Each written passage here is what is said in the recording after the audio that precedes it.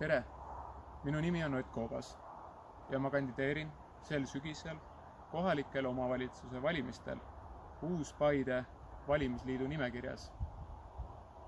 Osalen valimistel, sest kus viga näed laita, seal tule ja aita. Ma olen inimene, kes teeb seda, mida armastab.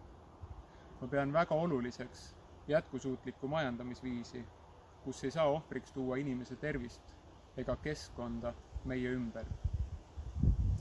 Usun, et kõik on võimalik, kui su fookus on kontsentreeritud. Tean, et ainult teadmistest ja tahtmisest ei piisa. Tuleb kõike jagada ning koos tegutseda. Nii nagu Antoine de Saint-Exupéry raamatus Väike prints kirjutas, ainult südamega näed hästi. Kõige tähtsam on silmale nähtamatu.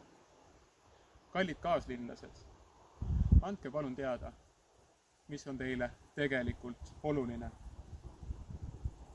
Aitäh!